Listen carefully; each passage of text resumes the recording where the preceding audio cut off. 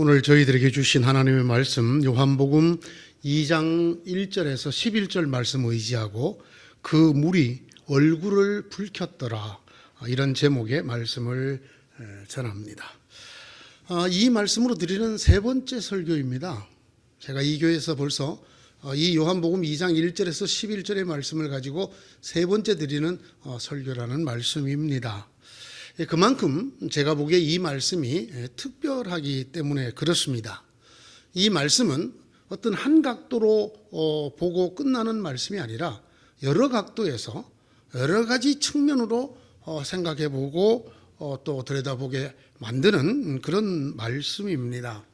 이 말씀의 몇 가지 특징을 살펴보면, 첫째는 이 말씀에 나오는 사건은 예수님께서 자신의 말씀을 스스로 이렇게 뒤집어 엎는 그런 사건이었다는 것을 우리가 알 수 있습니다. 4절에 이렇게 기록되어 있죠. 예수께서 어머니에게 말씀하셨다. 여자여, 그것이 나와 당신에게 무슨 상관이 있습니까? 아직도 내 때가 오지 않았습니다. 이 사태는 나와 상관이 없습니다. 이렇게 예수님 딱 선을 그으셨어요. 그리고 또 하나, 내 때가 아직 오지 않았습니다. 이렇게 말씀을 하시고 곧바로 결국은 그 사태를 해결해 주셨습니다. 그냥 해결해 준 것도 아니고 기적으로, 그것도 사람들이 기대하지 못할 만큼 뛰어난 포도주를 만들어 주심으로 이 사태를 해결했습니다. 그러므로 이 말씀에 나오는 사태는 예수님께서 스스로 하신 말씀을 이렇게 손바닥 뒤집듯이 그냥 싹 뒤집어 엎은 그런 말씀입니다. 이것만 놓고 생각하더라도 왜 그랬을까? 이것을 성경에 기록해낸 이유가 뭘까? 우리에게 많은 것을 생각하게 하는 말씀입니다. 두 번째, 더욱더 이 말씀이 특별한 것은 오늘 이 기적이, 예수께서 일으키는 이 기적이 예수님의 첫 번째 기적이라고 기록되어 있는 것 때문에 더욱 특별합니다.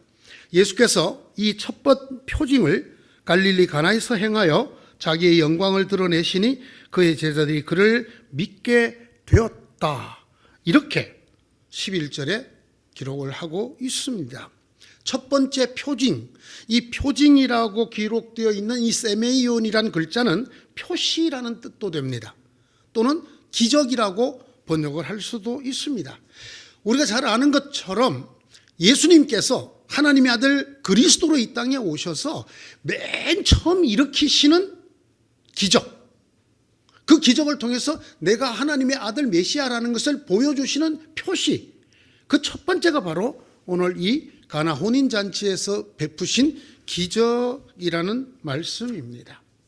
여러분, 이제 며칠 뒤면 설날이 오죠. 한 해의 첫날도, 이게 사실 뭐 해마다 돌아오지만 그래도 마음이 새롭습니다. 왜? 첫날이기 때문에 그렇습니다. 여러분, 책을 읽을 때 또는 책을 쓸 때 이 첫 문장 굉장히 무게가 있는 글입니다. 그 첫 문장은 그 뒤에 따라 나오는 다른 문장들과는 정말 무게가 다르죠. 왜? 첫 문장이기 때문에 그렇습니다. 여러분, 하나님의 아들 예수 그리스도가 이 땅에 오신 것이 몇 번 있었습니까? 한 번밖에 없습니다. 전 인류사에 딱 한 번 있는 하나님의 아들의 나타나심, 오심, 그 중에서도 그 하나님의 아들 메시아께서 일으키시는 맨 첫 번째 기적, 이걸 하나님이 아무 생각 없이, 아무 뜻도 없이, 아무 의도 없이 일으켰다고 생각하기는 어려울 것입니다. 그랬더라면 성경에 이것이 첫 번째 표징이었다라는 말을 아예 쓰지 않았지 않을까? 이것을 첫 번째 표징이라고 하는 말은 뭔가 여기에 그 첫 번째라고 하는 것에 대한 깊은 의미가 담겨 있다고 보아야 할 것입니다. 예수께서 그리스도이심을 드러내는 첫 번째 사건, 첫 번째 기적으로 왜 이걸 하셨을까? 우리가 생각해 보지 않을 수 없는 말씀입니다. 세 번째, 이 말씀의 또 하나의 특징은 그 첫 번째 기적을 하필이면 포도주 만들어주는 거로 하셨습니다. 뭘 만들었다고요? 밀조주, 포도주를 만들어 주셨단 말입니다. 그것도 어디에서요? 잔치집에서.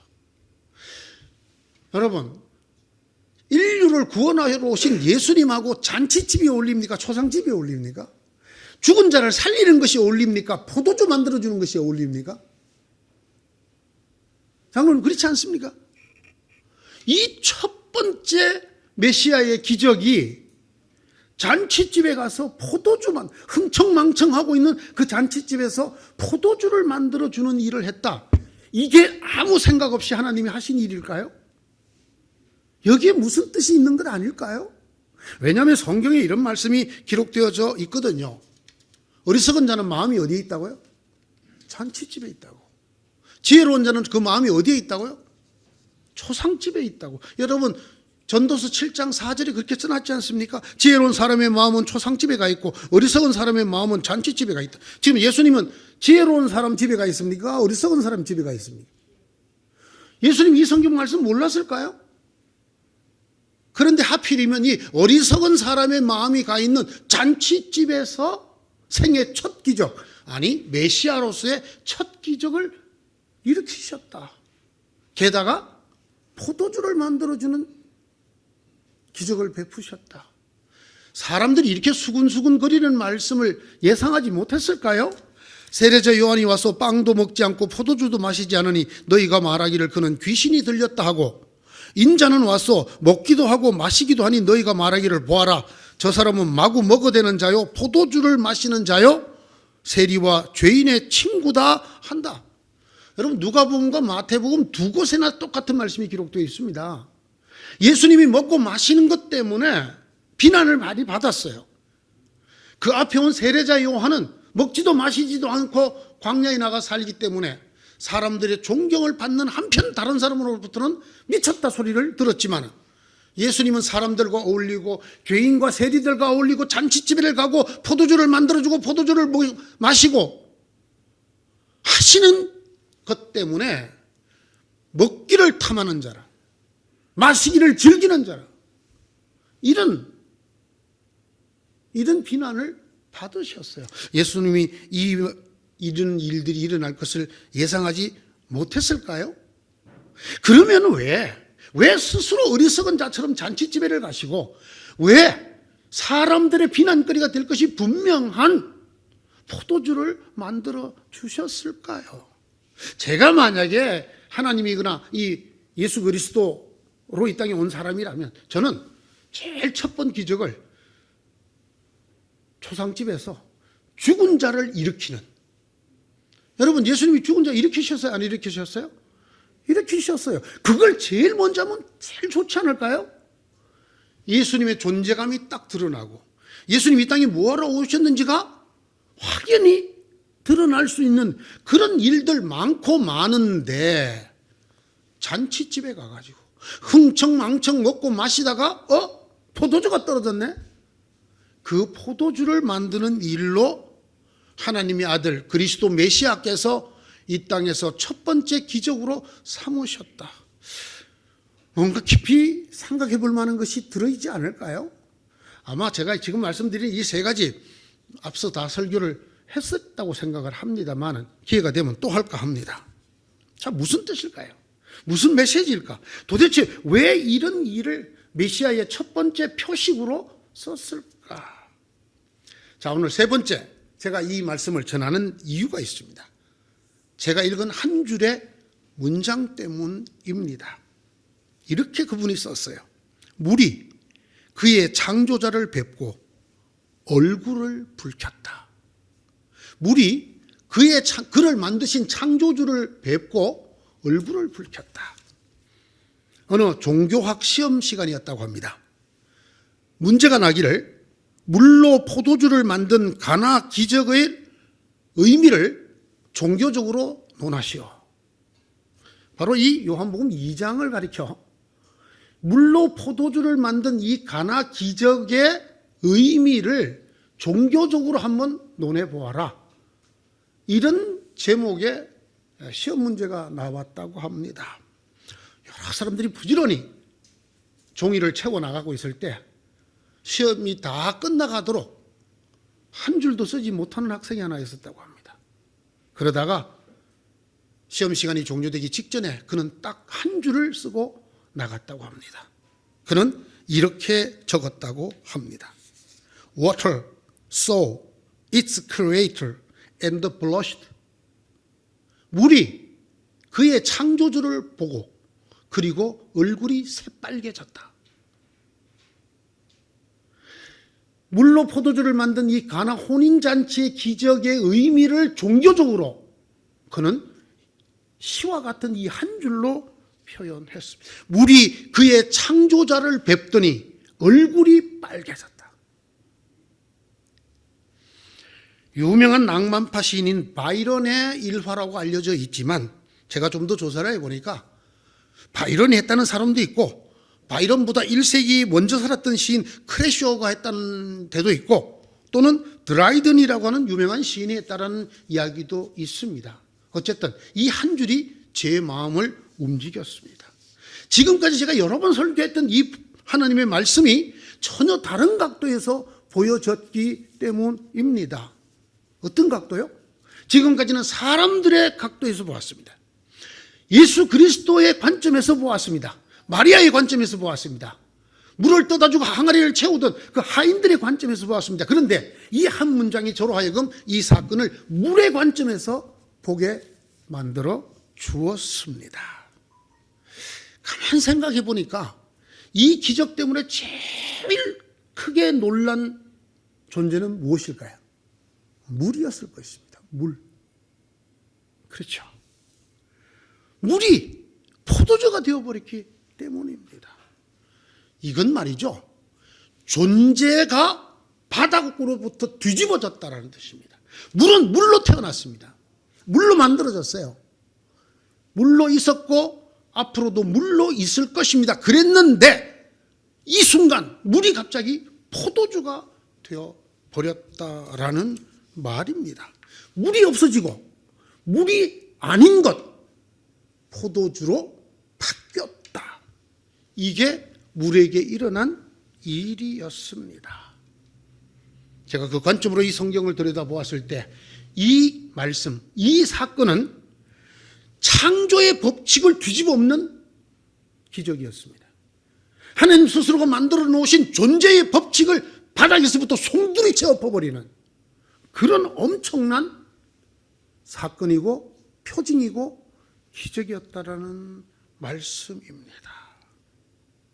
이 기적은 존재의 법칙이 바뀌는 기적이라고 저는 생각을 합니다. 존재 법칙을 뒤바꾸는 그런 차원의 기적이라고 생각합니다. 여러분도 곰곰 이 말씀을 물의 관점에서 한번 읽어보시기 바랍니다. 조금 전까지 물이었는데 바가지로 떠서 갖다 주자 물이 없어지고 포도주가 되어버렸습니까? 어떻게 그렇게 될 수 있을까요? 어떻게 하나님이 만든 피조물이 그 본래의 모습을 벗어나서 다른 존재가 될 수 있을까요? 과연 이런 일이 가능할까요? 네, 가능하다고 말하는 것이 오늘의 말씀입니다. 어떻게 하면 가능할까요? 그 시인이 표현한 것처럼 물이 그를 만든 창조자를 만나니 빨간 포도주가 되었더라. 바로 여기에 핵심이 있습니다. 존재의 법칙은, 창조의 법칙은 영원한 불변의 법칙이 아니라는 것입니다. 누구 앞에서는? 이 천지 만물을 만드신 하나님 앞에서는 이 창조의 법칙도 존재의 법칙도 얼마든지 그것도 쉽게 순식간에 바뀔 수 있다? 없다? 있다. 그게 바로 오늘의 말씀입니다. 참 시인답게 시적으로 표현했죠. 물이 그의 창조자를 보더니 얼굴이 빨개졌다. 물이 그의 창조자를 만나더니 포도주로 변했다. 창조자를 만나면 됩니다. 하나님 만드신 피조물이 무엇이었든지 간에 만약에 그가 진정으로 그를 만드신 주인이신 창조주, 크리에이터를 만나면 바뀝니다. 존재의 법칙이 완전히 바뀐다. 저는 비로소 이 말씀의 핵심에 도달했다고 생각을 합니다. 어떤 존재라도 하나님이 그렇게 만들었다고 누구나 믿을 수밖에 없는 그런 존재라 하더라도 바뀔 수 있다. 그를 만드신 창조자를 만나기만 한다면 이라는 것이 저는 이 말씀의 핵심이라고 생각합니다. 비로소 하나님께서 왜 그의 아들 메시아 그리스도의 첫 번째 표징을 이것으로 삼았는지를 이해하게 됩니다. 왜 어리석은 자처럼 잔치집에 가서 사람들의 비난을 받을 만한 포도주를 만들어 주시는 것으로 그리스도의 첫 표징을 삼으셨을까? 바로 이것을 보여주기 위해서입니다. 바로 이런 말씀을 들려주기 위해서입니다. 물 같은 존재가 있느냐? 포도주 같은 존재가 될 수 있느니라. 물 같은 인생이 있느냐? 한순간에 너무나 쉽게 포도주가 될 수 있느니라. 그를 만드신 창조주를 만나기만 하면 되느니라. 아멘. 아멘. 물이 그를 만든 창조주를 만났다. 물이 포도주가 되었다. 다시 말씀드립니다. 창조된 것들은 그 무엇이나 저나 여러분이나 우리의 인생이나 세계나 온 우주라도 바뀔 수 있습니다. 그것을 지으신 창조자 앞에 서기만 하면 저는 이런 숙제를 받습니다. 그러면 진실로 우리가 해야 될 일은 무엇인가? 내가 지금도 주님이라고 부르는 그분, 내가 오늘 아침에도 그의 이름을 불러 기도를 드린 그분이 과연 온 우주를 지으신 창조주이신가? 정말로 내가 그렇게 생각하고 그렇게 믿고 이름을 부르고 오늘도 예배로 모였는가를 물어볼 수밖에 없다라는 것입니다. 왜? 우리가 진실로 나와 온 우주를 만드신 창조주 아버지 하나님, 그와 동등하시고 그의 아들로 이 땅에 오신 예수 그리스도를 만나고 믿는다면 언제라도 우리는 물에서 포도주로 변할 수 있을 것이기 때문입니다. 누구든지 내 안에 있으면 새로운 피조물이다. 담대하여라. 내가 세상을 이겼다. 이런 주의 말씀을 우리가 귀가 아프도록 듣고도 때로는 내 입술로 말하고도 물 같은 내 인생이 왜 포도주로 변하지 않느냐?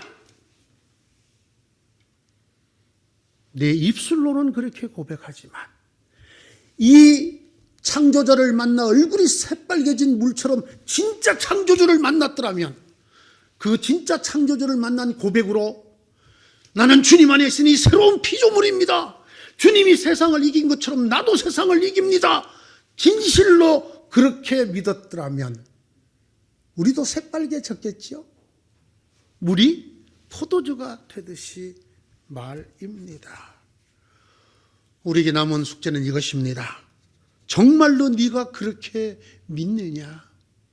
네가 오늘 아침에도 그 이름을 부르며 찬송하고 기도하고 예배한다고 마음을 숙인 그분이 정말로 원하시기만 한다면 이 우주를 바꾸든지 너를 바꾸든지 네 인생을 바꾸든지 무엇이든지 맹물 같은 인생이 존재가 포도주, 극상품의 포도주로 바뀔 수 있다고 정말로 믿느냐? 정말로 그런 주님 만나고 사느냐? 주님 오늘 우리에게 이렇게 묻고 계십니다. 바뀔 것입니다. 물도 바뀌었습니다. 여러분, 물 속에는 하나님의 형상이 있어요, 없어요? 없어요. 물 속에 하나님이 형상을 두셨다는 얘기 들어본 적이 없습니다. 그러나 우리 속에는 하나님 형상이 있어요, 없어요? 있어요. 우리가 귀합니까? 물이 귀합니까? 주님께서 물을 위해서 십자가를 지셨나요? 우리를 위해 지셨죠. 누가 더 귀해요? 물이 바뀔 수 있다면 우리는 바뀔 수 있을까요? 없을까요? 누구든지 그리스도 안에 있으면 새로운 피조물이라. 영접하는 자 곧 그 이름을 믿는 자들에게는 하나님의 자녀가 되는 권세를 주셨다. 물이 바뀌었습니다. 물도 바뀔 수 있습니다. 하물며 우리의 운명을 돌려놓기 위해서, 죽음에서 우리를 영생으로 돌려놓기 위해서 우리를 위해서 십자가를 대신 지신 주님, 우리를 대신해서 죽으신 하나님의 아들, 그런 존재인 우리가 바뀌지 않는다고요? 우리를 바꿔주지 않으신다고요? 아닙니다. 여러분, 읽으십시오. 물도 바뀌었습니다. 하물며 우리이겠습니까? 우리를 위해서 친히 독생하신 아들을 내어주신 하나님이십니다. 그 하나님이 물도 극상품 포도주로 바꾸신다면 우리를 어떻게 하시겠습니까? 바꾸지 않으시겠습니까? 바꾸실 수 없으실 것입니까? 아닙니다. 이미 바꿔주시지 않습니까? 죽음의 자식이었던 우리를 하나님의 자녀로 말합니다. 뿐만 아닙니다. 우리의 존재의 법칙이 바뀔 것입니다. 존재 양식이 바뀔 것입니다. 우리 속에 적용되었던 창조의 법칙을 바꾸실 것입니다. 물 같은 존재가 극상품의 포도주가 되도록, 물 같은 우리 인생이 창조자를 만나니 붉디 붉은 극상품 포도주가 되었더라. 이 말씀에서 이렇게 들려주시는 하나님의 음성을 들으시는 여러분 되시기 바랍니다. 이것이 바로 저와 여러분을 사랑하셔서 이 명절 전에 주시는 하나님의 귀한 음성인 것을 믿으시기 바랍니다. 여러분, 다시 말씀드립니다. 물도 바뀌었습니다. 하나님의 형상이 우리 속에 들어있고 우리를 위해서 십자가를 지신 주님이 있는 하물며 우리이겠습니까? 오늘 이 말씀에 이런 사실을 알았던 분이 딱 한 분 나와요. 그분이 예수님의 어머니 마리아였죠. 여러분, 자기 아들이 창조주라고 믿는다는 거, 이게 참 쉬운 일일까요? 저는 참 이런 면에서 마리아가 대단하다고 생각을 합니다. 뭐 어떤 천주교는 있는데 성당에서 말하는 것처럼 마리아를 그런 의미에서 내가 대단하다고 생각은 아니라, 내가 낳은 자식, 내가 키운 자식이 창조주 하나님의 아들이라고 믿으신다는 거. 보세요. 예수님이 아직 기적을 일으키시기 전에 벌써 이걸 알고 계시는 분이었어요. 예수님이 나하고 상관없습니다. 아직 내 때가 되지 않았습니다. 하는데도 불구하고 그 어머니는 하인들에게 그가 말씀하시는 대로 해라. 그가 누구라고 알기 때문일까요? 그가 바로 하나님의 아들, 그가 바로 메시아, 그가 바로 창조주시다. 그가 바로 나의 주님, 나의 하나님이시다. 너희 앞에 서 있는 이 볼품 없어 보이는 목수의 아들이, 내 아들이 하나님의 아들이다. 두 번째, 이 예수님이 창조주 주님이신 것을 알아본 존재가 누구였다고요? 물이었다고요. 물. 잔치집을 보지 마시기 바랍니다. 살면서 잘 나가는 인생이 잔치집에 술이 떨어진 것처럼 어려움을 겪게 되는 그 곤란함도 너무 눈여겨보지 마시기 바랍니다. 우리가 보아야 될 것이 있습니다. 우리 곁에 와 계시는, 내 속에 와 계시는 그분이 누구신가를 뚜렷하게 쳐다보아야 합니다. 그 생각을 놓치면 안 됩니다. 그 어머니가 일꾼들에게 이르기를 무엇이든지 그가 시키는 대로 하세요 하였습니다. 그러자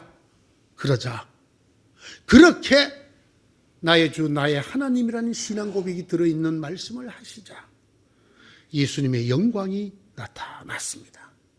물이 포도주가 되어서 많은 사람들이 예수님을 굳게 믿게 된 일입니다. 시인의 이 말이 너무 좋아서 제가 한 번 더 들려드리고 싶습니다. 물이 그의 주인을 뵙더니, 저는 이제 크리에이터, 이 창조자라는 말을 주인이란 말로도 바꾸어 번역을 해 보았습니다. 물이 그를 만든 주인을 뵙더니 새빨간 포도주가 되었다. 문학적으로 얼굴이 빨개졌다. 이런 포도주 되시기를 축원합니다. 이렇게 뒤바뀌는 물이 바로 여러분의 인생이 되시기를 축원합니다. 기도합시다. 하나님, 또다시 깨우쳐 주시니 감사합니다.